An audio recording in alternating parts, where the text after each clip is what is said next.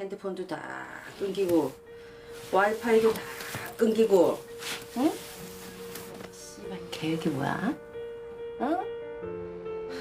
Editing. It's a part of filmmaking that everyone sees while watching the movie, but something not many people actually notice. It's the minute changes in the way a sequence is played out that separates a great scene from a perfect one. And today, to show you the power and importance of editing, I will be breaking down one of my favorite movies, Parasite. Parasite is an award-winning Korean comedy thriller film directed by Bong Joon-ho, released in 2019, that has an interesting plot with a twisted ending. It has quickly become one of my favorite movies of all time, and after recently watching it a second time, I noticed some things that made me appreciate it even more. But before I dive in, Parasite is best experienced blind, and I will be going into some spoilers, so if you haven't already seen it, I highly recommend watching it first. It uses several different editing techniques throughout its 2-hour runtime, but to appreciate it fully, we first need to understand the kuleshov effect. The kuleshov effect comes from Soviet filmmaker Lev Kuleshov that explains how the meaning of a sequence is delivered.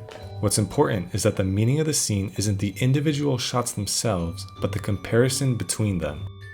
For example, a shot of someone's eye and another of a city. Individually, the shots are nothing special, but together they tell the story of someone looking at the city.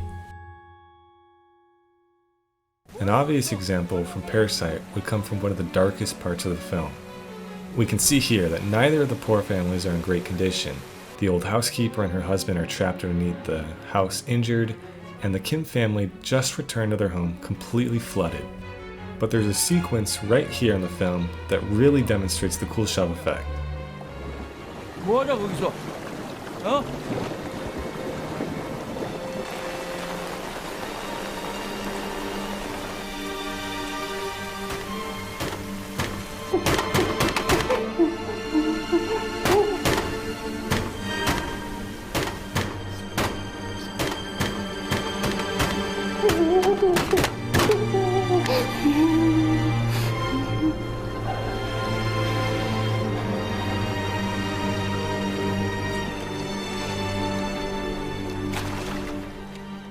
The first thing we see is Ki-woo holding the scholar stone as it floats in their flooded home.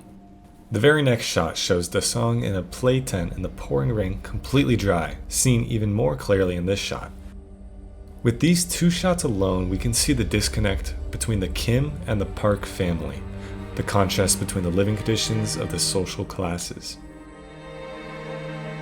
Another one that I noticed watching it a second time would be the Morse code from the basement contrasting the broken wiring of the Kim house. These two subtle details and edits make the scene so much more impactful. The parallel storytelling and editing reinforce the idea that these two families are truly broken. There are other instances of repeated shots and mirroring actions that span throughout the entire movie. We can see in this scene, Mr. Kim is leading Miss Park both physically and in the conversation. 집사람한테 카톡 보내려고 셀카를 찍는데 이분이 뒤에 보이더라 말입니다. 어디 통화하고 있는 거네 지금? 그게 제가 들으려고 들은 게 아니라 제가 들으려고 들은 게 아닌데. He is telling her the rehearsed story written by his son, Ki-woo. Ki-woo is in full control at this moment of the story, but midway through, that control is lost.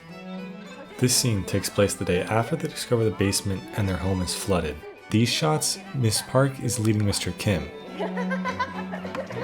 그리고 선물 절대 사오지 마. 그냥 와서 맛있게 먹어주기만 하면 돼. With the contrast of these two shots, we can tell that things have definitely changed for both the Kims and the Parks. And that brings me to the last example, the scholar stone that they receive from Min. The scholar stone plays a huge role in the story as it symbolizes the Kim family's aspiration to climb the social ladder. There are 3 crucial shots where he looks at the scholar stone, in the beginning, near the middle, and at the end. The first instance is when Min first gives the Kim family the stone. Ki-woo looks at it and instantly becomes obsessed. The second time is when their semi-basement house is flooded and it starts to float in the water. The third and final time is in Ki-woo's plan where he buys the house and places it in the water. When he sees it the first time, he believes it to be real, compared to the second time where it floats, and we as the viewer realize it's fake. The third and final time we see it, the shot shows him placing it in the water where it sinks, as opposed to floating like it did earlier.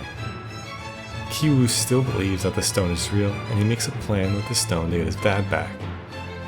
His plan is to make money and climb the social rank, and when he succeeds, he doesn't need the stone anymore. But people that have finished the movie will know, plans never work out.